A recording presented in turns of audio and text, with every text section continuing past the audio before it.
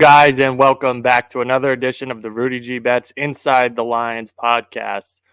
Once again, joined by my co-hosts Ryan and David, we are back for College Week 4, NFL Week 3. Dave, how'd it go for you last week? I am hot as ever in terms of this podcast, but I am terribly sick. I got whatever cold is going around, so that might be the only thing to cool me off is an actual cold, but it is a good week. Best bet. We almost had a backdoor cover with that Panthers Saints under, but that hit. Falcons money line hit. West Virginia hit. Really one of the only things that went wrong was Dak didn't throw an interception, but Sauce Gardner had a pick six right in his hands and he dropped it, so that should have hit. So feeling pretty good in terms of the pot, everywhere else under the weather. So boys will have to pull me through. Yeah, you're off to a hot start with the best bets for sure. Ryan, how about you? How'd it go for you? Yeah, I did hit my best bet in the NFL. Unfortunately, Alabama totally shit the bed there. They didn't even come close to covering 32. They almost got upset. So I'll be staying away from them for a while. But the Seahawks, that was a fun game to be involved in. They almost blew it at the end there, but they did end up winning outright and covering the 5.5. So it was a pretty good week, up and down, but happy to hit the best bet there in the NFL. Yeah, that was my dog of the week. Sorry to jump in on your ride, but that too, dog of the week was the Seahawks, and they won that outright. So I think most of us were on that, but good pick there. Yeah, we were all on that. All three of us, I think, agreed that the Seahawks were a good pick. So glad that one worked out for us. Yeah, if you guys remember, if you tuned in last week, I gave out 3 best bets. We had one draw. The UFC was a main event, was a draw. I don't even want to get into it because I was just really worked up. There was a whole big controversy with the judges.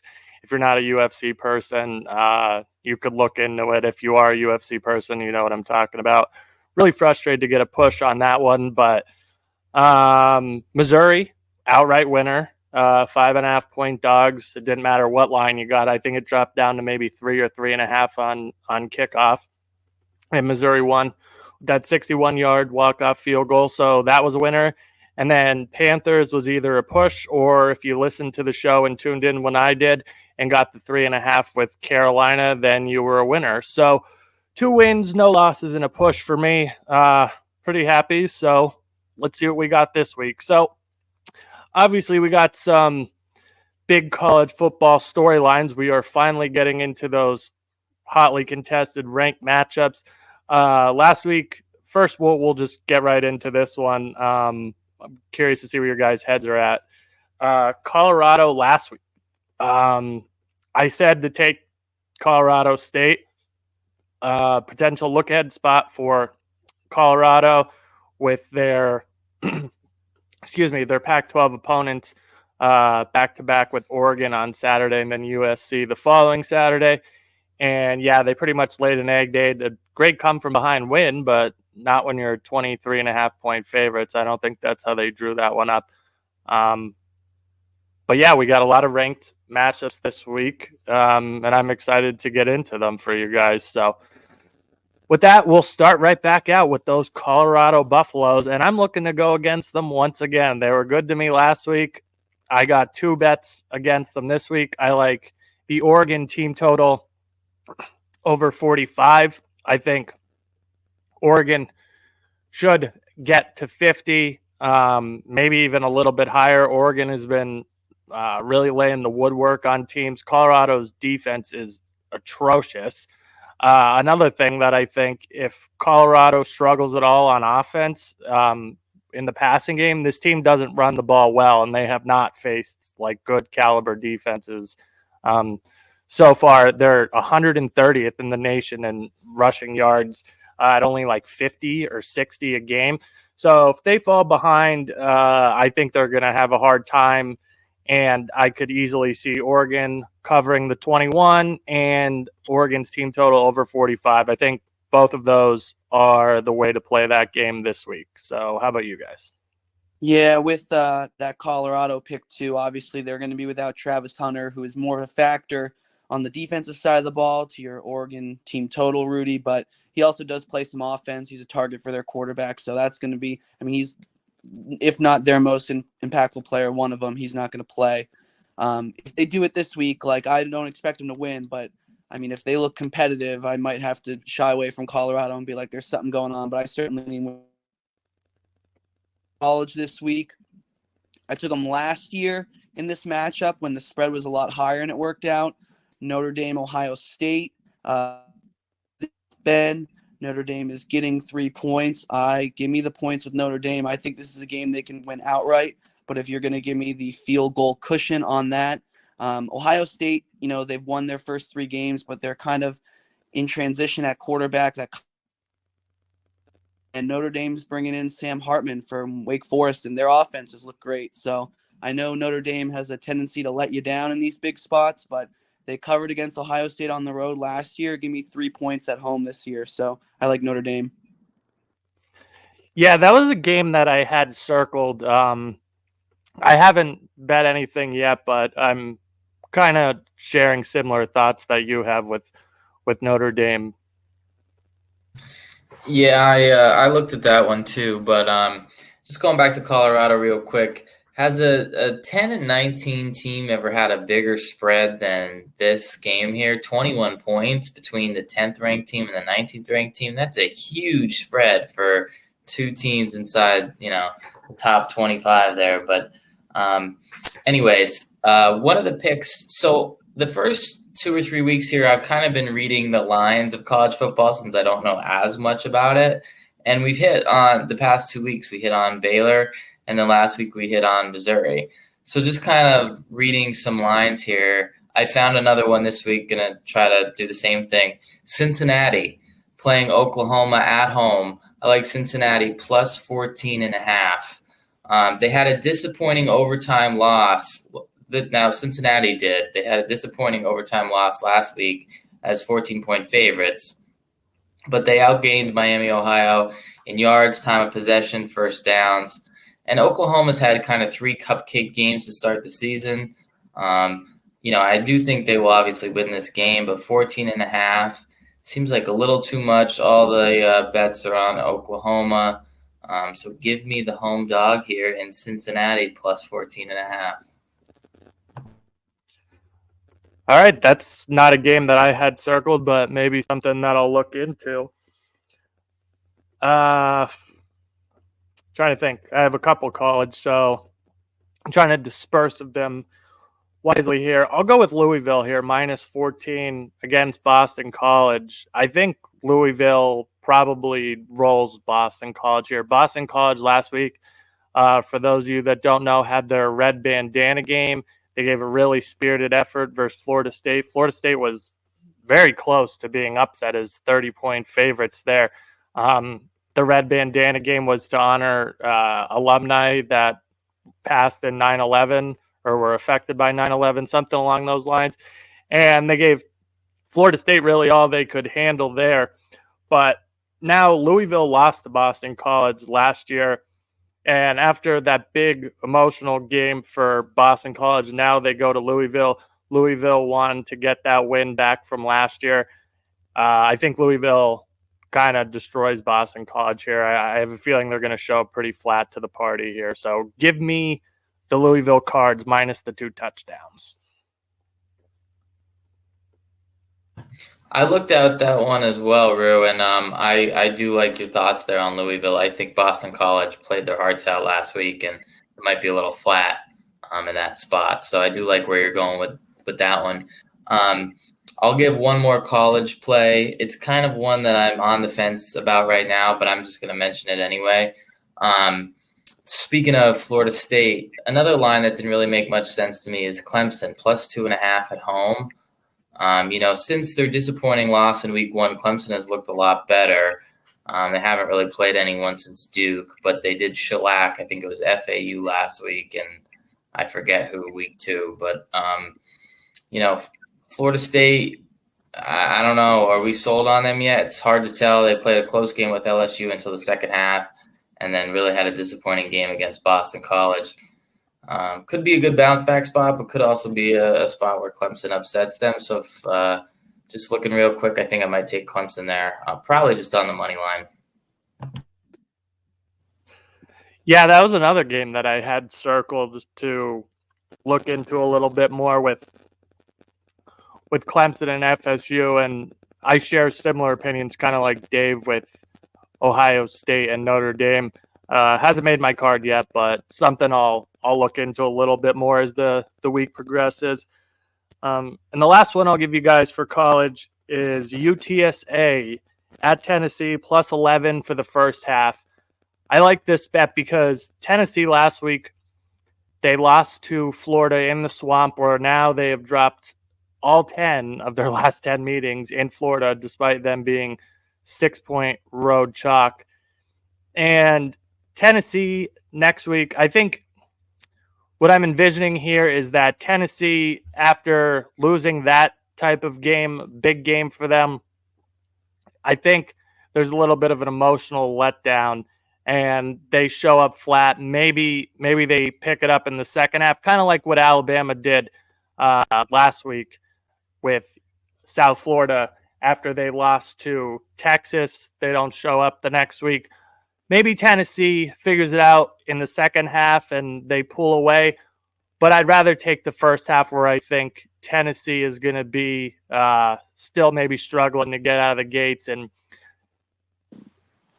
we could see UTSA stick in this one for at least one half. And especially we'll see if they get their quarterback, Frank Harris, back. Good dual threat quarterback. And I think, that obviously gives Tennessee more to defend when they might not come out at their best. So give me UTSA against Tennessee in the first half. I think we see Tennessee with a little emotional hangover, at least for one half of football. So those will be my plays. Oh, also, I forgot to mention Tennessee plays South Carolina next week, and South Carolina basically ended their season, so to speak, and they got shellacked. So I think it's very easy to look past UTSA this week. So, yeah, kind of a lot of reasons I like UTSA to stay within that 11 for the first half. College games. So we'll go to our primetime games in the NFL Thursday, Sunday, and Monday. Thursday Night Football, we got the 49ers and the possibly rejuvenated New York Giants. 49ers minus 10. I'll start here because I'm not betting this game, but if I did, I would take the Giants. It just feels slightly inflated, but again, I'm not interested in betting it. So pass for me, but Giants, if anything. Yeah, I share a similar opinion there.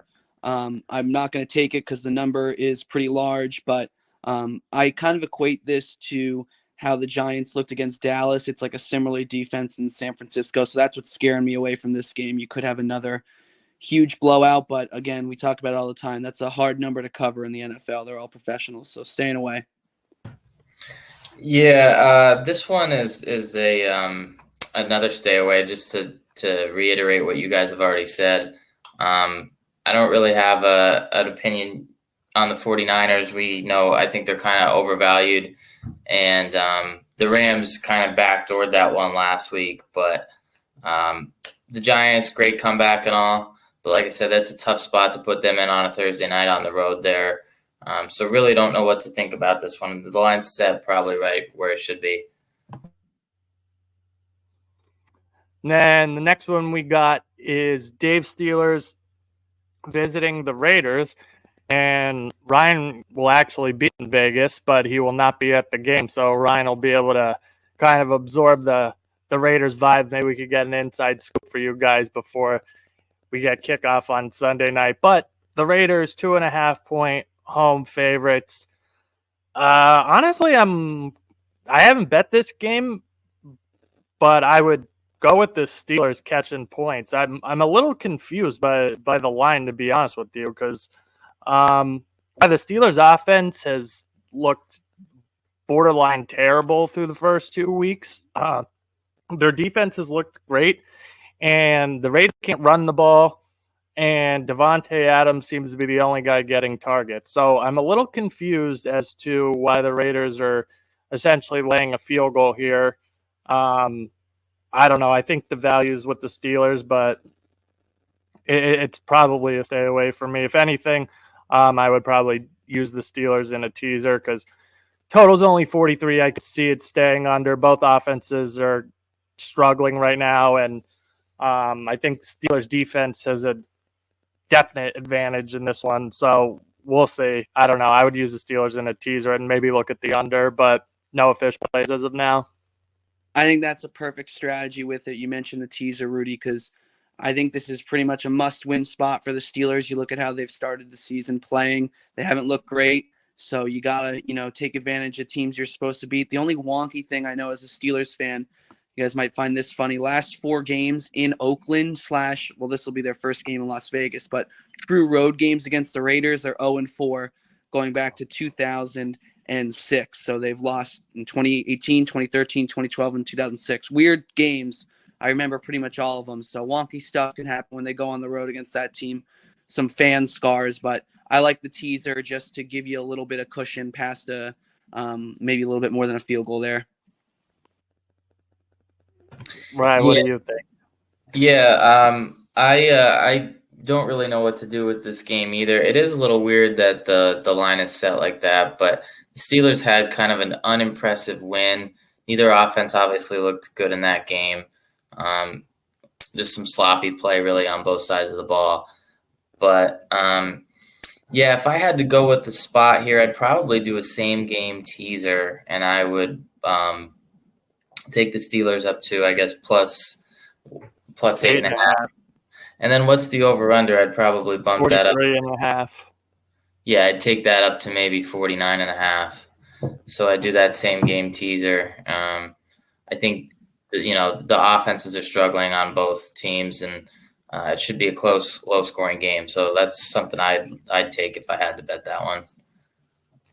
Yeah, both teams are struggling to run the ball. I don't know if I mentioned it in the preseason preview or maybe it was just amongst you two guys, but I was someone who wasn't really a big believer in Josh Jacobs having another year like he did last year, and I don't know what's going on with Najee Harris. He seems like he can't quite figure it out, despite I know the Steelers having the best offensive line in the world. But anyway, yeah, so it seems like kind of consensus. If you're playing it, Steelers and under, use the Steelers in a teaser, that sort of stuff. So we got another Monday night doubleheader. We got Ryan's Eagles, -5, 4.5 at the Bucks. The 2-0 Bucks, which, they haven't played anyone spectacular yet, but I'll start with you, Ryan. What do you think about your Eagles this week? Do they figure it out, or is it still a little slow starts out of the gates here? So I'm usually not one to bet on Eagles games, but this is actually one that I like and I would give out. I'm going to take the Eagles here, -4.5. I mean, it seems kind of obvious, but I don't understand why they're only a 4.5-point favorite. Yes, the Bucks have won twice, but they've been outplayed. The Vikings thoroughly outplayed them in week 1, and they were lucky to win that game. And I'm forgetting who they played last week. They outplayed the Bears. I watched that game, unfortunately. It was bad. Justin Fields just isn't even a real quarterback right now. He's really struggling. And then that team is in shambles. Yeah. And so I don't really put much stock into that one either. And no, the Eagles haven't looked impressive, but you have to give them the benefit of the doubt here. I mean, they're the reigning NFC champions. They have 2 new coordinators. So I think they're going to figure it out. The Eagles should get James Bradbury back. They're not going to have Avonte Maddox, but having James Bradbury back is a big help. Their defensive line has been wreaking havoc against the opposing offensive lines, and I think they'll be able to do the same. The Bucks won't be able to run the ball. No team has been able to run it yet on the Eagles, especially with Jordan Davis and Jalen Carter. So, yeah, I mean, I don't know. I'm not going to overthink this one. I think Eagles -4.5 here is the play. I should have done more research on this, but just thinking about it now, I don't know if you can get it, but if you can find it, I would take this. I know I let you down on an interception prop last week. I don't think Baker Mayfield has thrown an interception yet this year, if memory serves me correctly. But if you can find him to throw an, I would take that. Like Ryan said, mainly more on the pass rush than the Eagles cover guys. I think they are going to make life hell for whatever quarterback they play. They just have too many guys on the line. So I think Baker forces one and throws his first pick of the season. He's played not terrible. He's been probably better than advertised, to be quite honest. But I think Baker in this spot.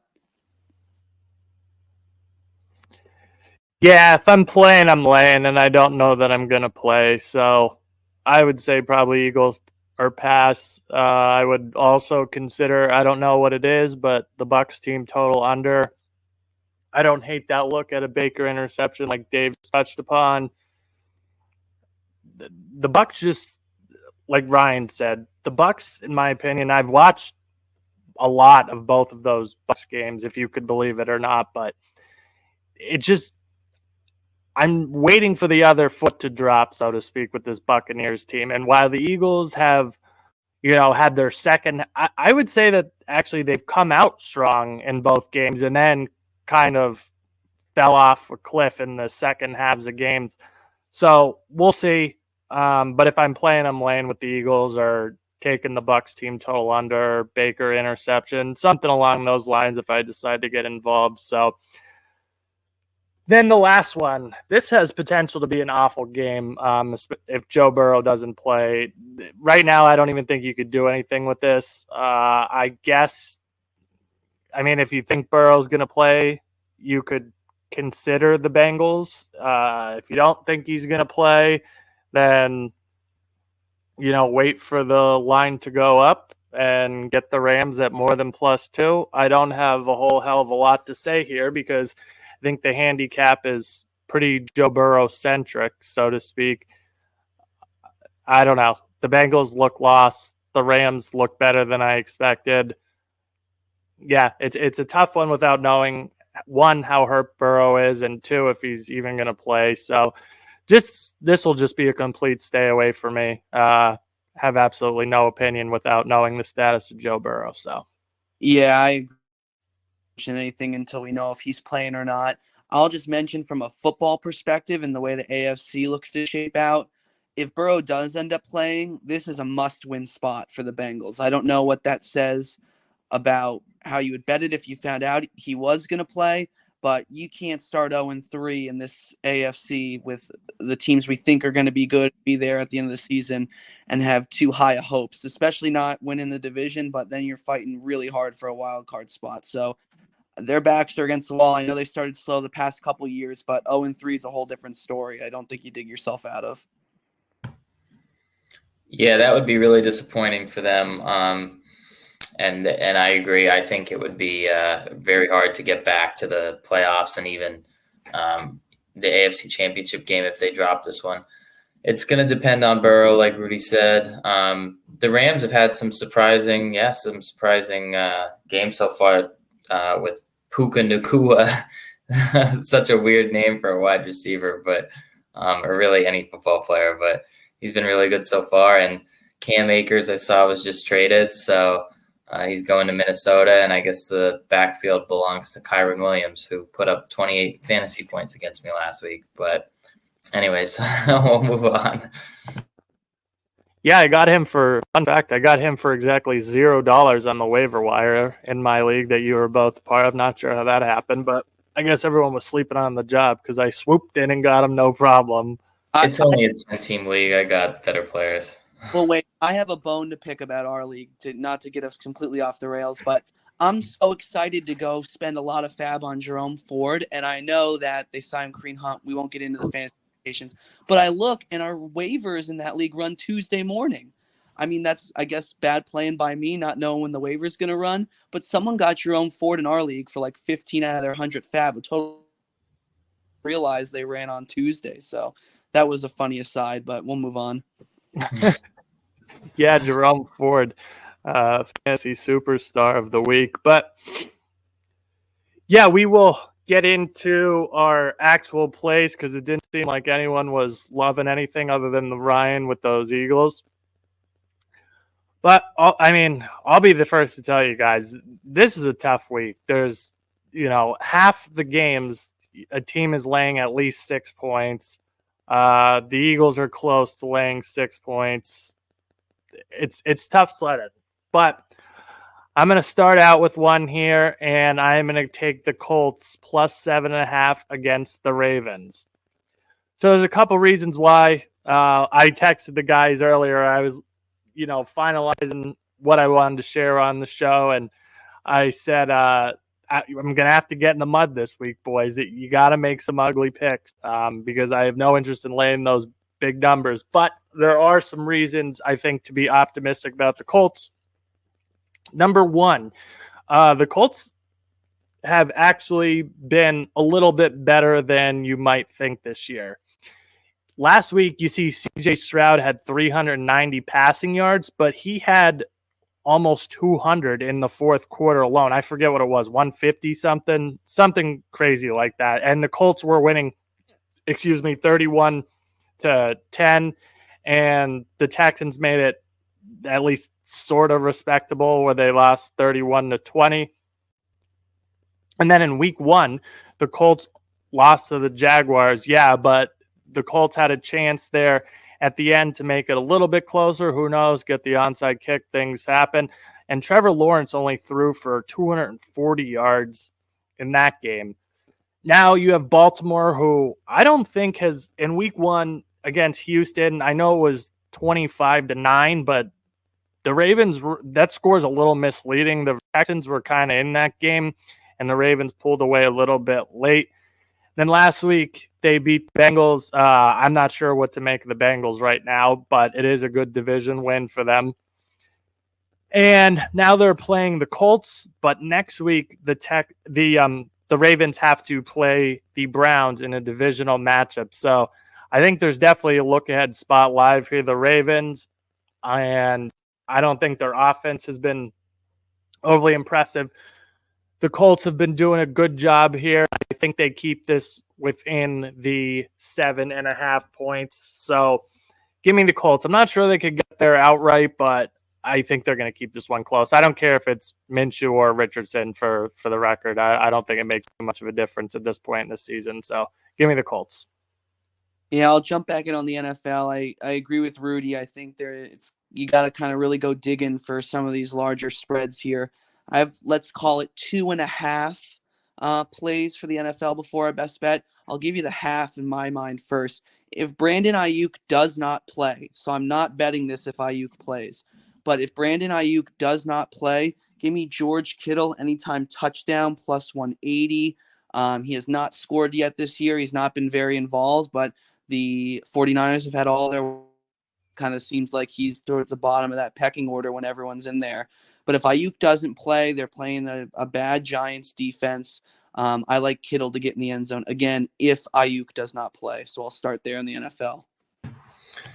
I like that, Dave. I'll keep the theme going with player props, and I actually have one of those.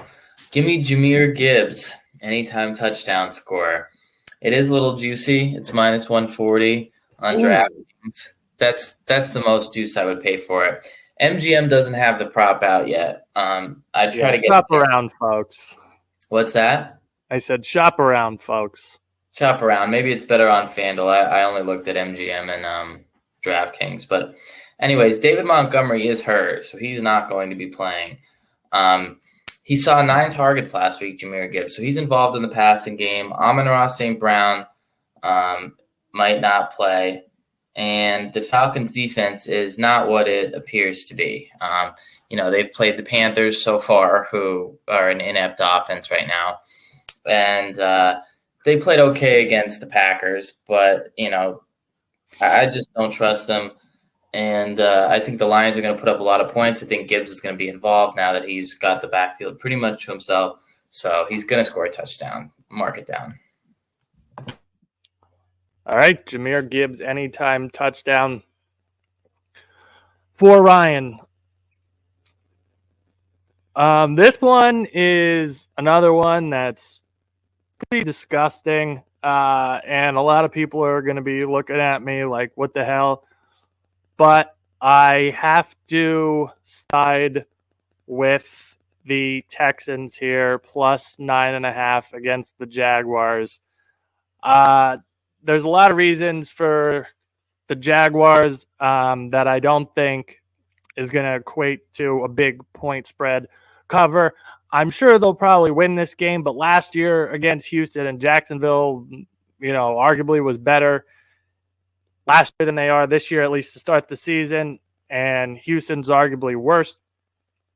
They only beat the Texans by 3 points in Jacksonville. I think the Texans have been all right. The defense has been playing pretty well. I know last week against the Colts and Jacksonville last week, there still seems to be something not fully right with them. I'm not sure if it's the play calling or the offense just hasn't gotten it fully together, because 9 points last week at home against the Chiefs with kind of double revenge, and the Chiefs not even getting off to that great of a start. I think 10 points in a divisional game, even with the Texans, believe it or not, I actually think the the Texans actually have a better defense than Jacksonville, and I think that keeps them in this game. I'm not expecting a shootout here by any means, so I think that the Texans can do enough to stay within the 9.5, 10, whatever it is. It's an ugly one. Like I said, I think we're going to have to get in the mud this week, but I'm going to side with the Texans and the points. I'll stay on this game. I am on a shootout. I like over 44 in this game. I think that CJ Stroud has a couple, over 300-yard passing games. He's thrown some good touchdowns. He's looked good out there. Everyone was expecting Jacksonville, Kansas City to be a shootout. It wasn't. Those defenses were more involved. But I think we see a little bit of back and forth here. I like Rudy's thinking. I think it's going to be a close game. But one of the NFL plays I had written down was that game over 44. Sticking with the overs, I will hit on another over here. We had week 2 was the week of overs after week 1 was a bunch of unders. But I'm going to go Saints-Packers over 42. I watched a lot of that Panthers-Saints game, and the national broadcast was, the Saints have such an amazing defense. The Saints defense is unbelievable. And I'm just not buying that. I mean, the Saints have a good defense, but I think it's been overhyped. They've played the Panthers and Titans so far, and the Panthers and Titans are not good offenses. Also, Derek Carr is kind of a streaky quarterback. He's looked awful so far, but I don't think he's going to be awful all year. I think he could find some success against the Packers. The Saints might get Keandre Miller too, who's the rookie running back. He's going to be healthy, I think, for this game. So he might add a little bit to the offense. And I think, I just think the Packers and Saints could maybe even the 23-20 game here would hit the over. So give me over 42. All right, looking to the over with the Packers and the Saints. Dave, you got anything else? Yeah, I got one more. I'll go back to the preseason show. I said the Vikings were going to stink. They have started 0-2. And they are in a loser leave town game for playoff purposes against the 0-2 Chargers. Give me the Chargers -1 in that game. I'll stick to my word on the Vikings. I don't think they're going to be good. I had them finishing last in that division. And the team across the way is going to be plenty motivated, also being at 0-2. So give me the Chargers -1. Yeah, that's a game I had circled, but I was considering the Vikings, to be honest with you. The Chargers just feel like they can't win these close games, going back to the entire Brandon Staley era. And it feels like one more close loss, obviously with a pick'em or one, depending on the book, who's favored. So basically a pick'em game. One more close loss, and this team might implode. And the Brandon Staley era and I almost said San Diego and LA might come to a screeching halt here. So I don't know. That's one of the games that both teams have looked pretty bad so far. Both teams can't win the close ones. So I don't know. It's definitely a tough one. I don't even know if it's going to make my card. Yeah, to hop in quick here, you're going to hear about this one for me in the best bets. I do have a side on this game, so I'll either be agreeing with Rudy or Dave. So you guys could think about that for a few minutes. All right. And I'll share one more, I guess, in the NFL for time being. And again, like I said, it's going to be the theme of the show. I'm going down in flames, or these ugly teams are going to come through here for me. I like the Falcons here, and I hate it because I'm so anti-Falcons in my fandom, but I'm betting with my head and not my heart. The Lions injury report is a mile long, and there are just some key players. I think actually Jahmyr Gibbs is an addition by subtraction of David Montgomery, but they have a bunch of offensive line guys that are hurt. Amon-Ra St. Brown is banged up. They have Chauncey Gardner-Johnson, who's maybe their best defensive player. They have injuries all over the place, and you're giving me the Falcons. I like the fact that they could run the ball that normally travels well on the road. So give me the Falcons to stay within that 3.5 number. It's tough sledding. I can't even lie to you guys. There are some ugly ones, but I think I have to go with the Falcons here. So that's what I will do. And now we will get to our Dogs of the Week. Dogs of the Week, not so bad so far, calling the outright upsets. Week 1, Ryan and I had the Raiders to win outright over Denver, and they came in. And last week, Dave saved us with the Seahawks winning outright as a nice 6-point dog. So, Dave, you have the honors this week. Who are you liking for the outright dog? I'll ride with what you just touched on. I know it's ugly, but I have the Falcons money line as my dog of the week for the same exact reason. We don't need to go much more into it. The Lions are very injured, and the Falcons are going to be in close games all year because they are just going to run the ball all over.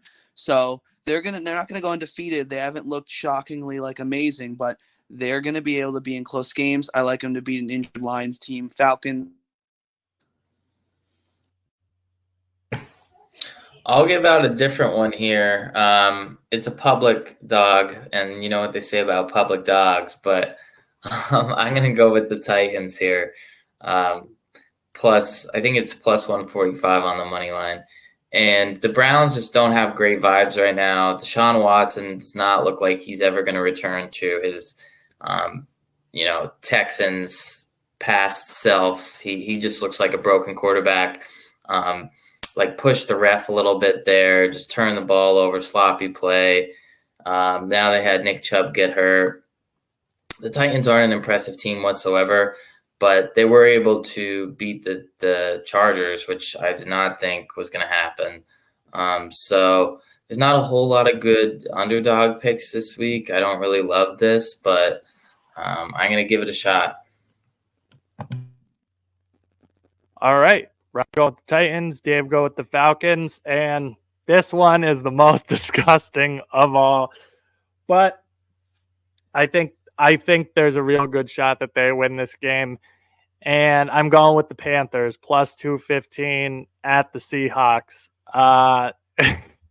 It's a gross one, but we have some reasonings here. So the Panthers, the Seahawks came off a big win last week, obviously righted the ship against the hapless Detroit Lions that just can't seem to keep any momentum. Every time they do something right back down to earth they go. So Seattle's defense has been awful this year. This team's dealing with a lot of injuries on the offensive line, and one of the things the Panthers do really well is get after the quarterback. If you saw that Monday night game, I know you probably went to sleep or turned it off and watched the Steelers game because it was much more exciting. But the Panthers' defensive line and their front seven dominated the New Orleans Saints offensive line.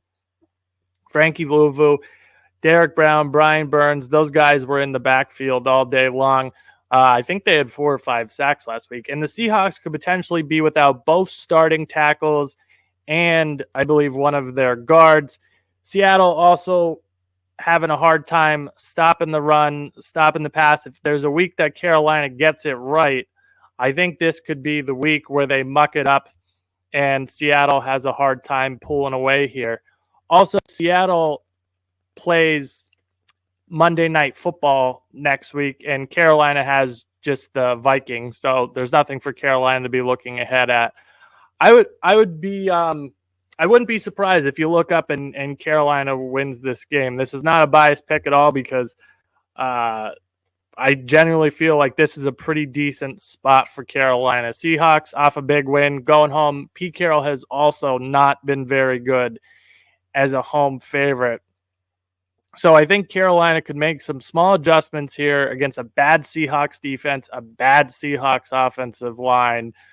And I think we could see Carolina shock a lot of people this week. So give me Carolina plus 215. Like I said, we are getting in the mud this week, folks. So with that, guys, we will be right back and we will get you our show best bets. Wait, Rue, give me 1 sec. I got to mention it before we go to the show best bets. I said it off the podcast last week, and now I have to get it on record. I'll say this, take it with a grain of salt, because one, Rudy is the expert out of the three of us, asking us to pick a dog for this segment, so you got to go hunting for some ugly stuff. But Rudy, if they don't win this game, you're suspended for 1 week from picking the Panthers. Like, now it's on record, 1 week suspension. I know, like, again, out of the scope of you have to pick a dog, so I understand that. But Bryce Young is not getting his first NFL win on the road in Seattle. So that's my opinion on it. Again, I know we're picking dogs, but I'm holding you to it. 1 week suspension if the Panthers don't pull it out. And I think that's more than fair. If you're Trust watching me, on I didn't. Yeah.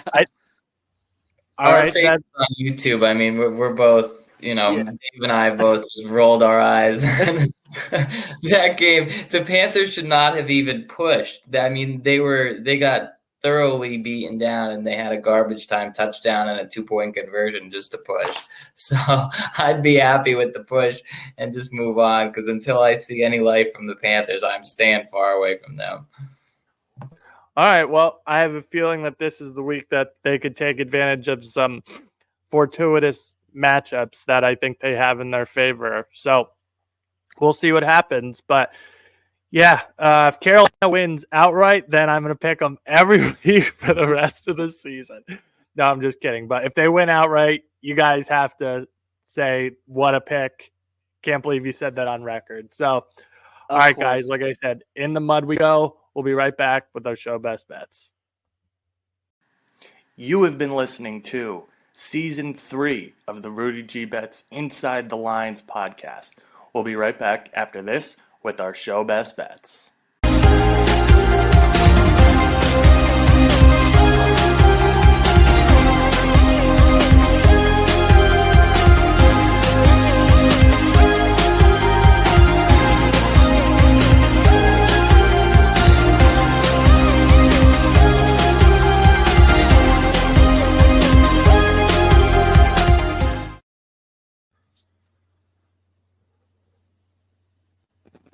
All right, guys, and we are back with our show best bets for NFL Week 3 and College Week 4.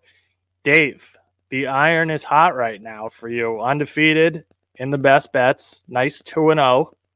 Let's see if you could get it to 3. What do you got for the people? This is my most confident one of the season, so you know what that means. You might as well fade me. But no, I'm really confident in this one. Give me the New England Patriots -3. I know I don't know about your face, Rudy, if that's probably like a public, like Uber bet. No, I thought you were going to go against me. We were talking off air how disgusting mine is, so I really thought you were going to go against me there. But no. Go ahead. But anyway, Patriots -3. I have more of a feel on this game than true stats based on just watching the first 2 games. The Patriots have looked really good against 2 good teams, the Dolphins and the Eagles. They took them down to the wire on both. And this is another one where the Patriots are 0-2, like they have to win this game. Bill Belichick is not losing to a Zach Wilson-led Jets team. And if you can give me only a field goal to cover on their side, I'm all over this one. Patriots -3. I don't You could see get 2.5 at a lot of books, actually. Yeah, so that's even better. But I just can't wrap my head around a world in which the Jets win this game against the Patriots, who have looked pretty good for an 0-2 team. So you saw Zach Wilson played. They were essentially trying to hide him that whole Cowboys game till they got down big, and they had to force him to throw. I don't know what the Jets are going to do. Their defense is going to be able to keep them in games, but certainly they're not winning this one, and they're not covering a field goal. So 3, 2.5, whatever you can get, but I'm all over the Patriots. That is one that I looked at pretty closely, Dave, but ultimately I decided to go with another one. And I teased this one a little bit before. Dave likes the Chargers, Rudy likes the Vikings, and I'm going with the Vikings money line as my best bet. Get it at -104. Look, I just saw the Vikings play the Eagles, and they really didn't play that bad. They kind of shot themselves in the foot. Their run defense was absolutely atrocious. But the good news is the Chargers probably will not have Austin Eckler. It's going to be Joshua Kelly, who is not that great. So I feel like the Vikings defense can bottle him up. Looks like Brian Flores has been able to kind of help that secondary. They weren't that bad against the Eagles. Jalen Hurts did not have that great of a game. I mean, they ultimately just kept handing the ball off to DeAndre Swift. But the Chargers defense is just atrocious. I mean, 32nd in yards allowed so far this year, 30th in points. They played the Titans. And obviously the Dolphins have a great offense, but Ryan Tannehill and the Titans carved up their defense. So the Vikings have a much better offense. They're at home. And Brandon Staley is a terrible, terrible coach. No matter what, the Chargers have talent. They just can't win games. And I don't think they're going to win this one either, and he should be fired if they lose this game. He's just not a good coach. They keep finding different ways to lose, and I think they're going to find another way to lose again. So Vikings money line. Yep, I think you might have talked me into a bet on the Vikings because that's where my head was to begin with, and it's your best bet. So I might be rolling with you on the Vikings. I have 2 plays, one college, one NFL. We're going to try to go back and get another win for you guys with the best bets in college after Missouri last weekend. And this is kind of an obscure one. It's a game that I don't think a lot of people are going to be looking at, watching, anything like that. This will probably be like an ESPN Plus game, something like that. I don't know if this is even going to make mainstream network. I highly doubt it. But that being said, we are going with Charlotte +16 in the first half versus the Florida Gators. So if you've been paying attention to this show, I've been talking a lot about letdowns, hangovers, look aheads, all that stuff. Well, we got a lot going on here with the Florida Gators. So last week, obviously in the swamp, they continued their dominance over Tennessee, 6-point dogs. They got the outright win pretty easily. I mean, that game was really never competitive. So good on Florida for getting that done. But next week, Florida plays undefeated Kentucky, a rivalry game in basketball, football, all sports. And that's another big game for Florida going into Lexington to try to, assumingly, knock off undefeated Kentucky. Kentucky's 14 or 15-point favorites this week against Vanderbilt, so assuming they take care of business there. Now, also on the Charlotte side, Charlotte played Maryland in the second week of the season, so it was 11 days ago from now, and they were similarly 27, 28-point underdogs in Maryland, and they actually had a 5-point lead in Maryland going into the half. So this team, I think, has shown at least the ability to hang with teams. They ended up covering the full game spread, if you were wondering. But I think I like them in the first half here, +16. You're getting more than half of the full game spread with the 16. That's on Caesars. I saw like DraftKings is 14.5. So obviously, if you have Caesars, take the 16 there. And I think Florida, a little bit fat and happy off of their big upset win, emotional win, blowing out Tennessee like that in the Swamp, a team that desperately needed a big win in the Billy Napier area. I know it did not go well for them last year. It was not off to a hot start this year for them. So I think beating Tennessee, and especially in the fashion they did, maybe they're still a little bit in euphoria land, and Charlotte catches them napping, like I said earlier, with the UTSA and Tennessee play, that maybe Florida does not come to play out of the gates. We'll see if they pull away, but I'm pretty confident that the Charlotte Miners stay within. You're getting over 2 touchdowns there with Florida. Big game on deck, just came off a big win. So give me the Charlotte Miners, plus 16 in the first half in the Swamp. And now, my NFL best bet. I was saying to the guys how utterly disgusting this is, but it's one that I think has to be done. It's the Denver Broncos, plus 6.5 in Miami. So the Denver Broncos, right, they have had 2 first-half leads in both their games and did not win either of them. And you got the Miami Dolphins, who won a shootout in, I keep wanting to say San Diego, in Los Angeles. And then they hung on against the Patriots by a pretty poor second half. Patriots almost got back into that game to potentially win and or tie. So the Broncos, 0-2. This team has not started out well. And this team is taking money. They're 6.5-point dogs. I'm seeing it go down to 6 now, despite lopsided action on the Miami Dolphins here.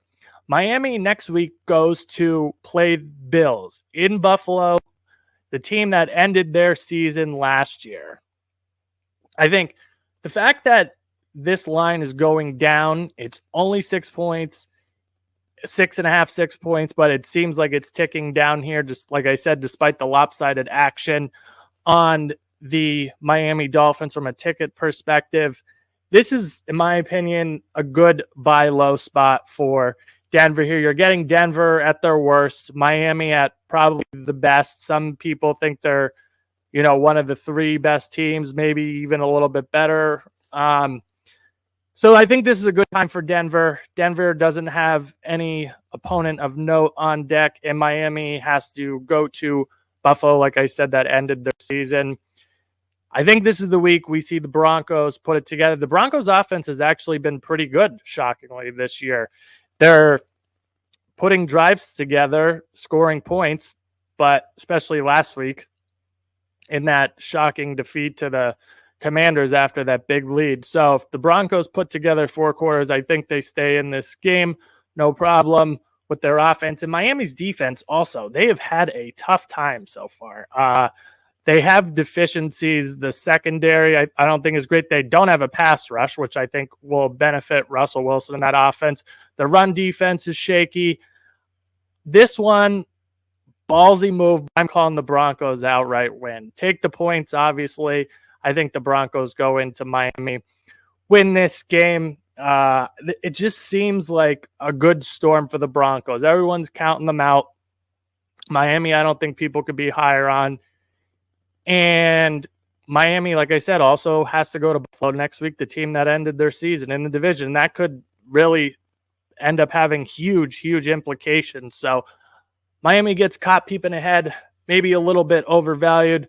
The Broncos, also, if the Broncos, let's say they didn't blow those second half leads because they lost by, 1 and 2 points. So they have 2 losses by 3 points. Let's say the Broncos hold out and win though. What is this line? 4, 3.5? If the Broncos are 2-0 and Miami's 2-0, because Miami hasn't won by margin yet. What is this line? 3, 4? So I think you might have to ban Rudy from underdogs too, because he's Rudy in Vegas now. Because I think every bet he mentioned is an underdog. He doesn't take favorites anymore. But anyway, I'm going with the Broncos here. I wanted to use them as my dog of the week, but they're going to make my best bet. So the Denver Broncos, like I said plenty of times on this show, we're getting ugly, we're getting smelly, we're down in mud. So that's my best bets for the week ahead. And now we'll go to our closing remarks. Dave, what do you got? Like I said at the start of the show, I feel terrible. I emptied it out, left it all out there for the people, but I got nothing. I'm exhausted. If you're listening or watching the podcast within a minute and a half, I'm going to be on my third dream. So I got nothing, but I left it all out there for everyone. We like to see it.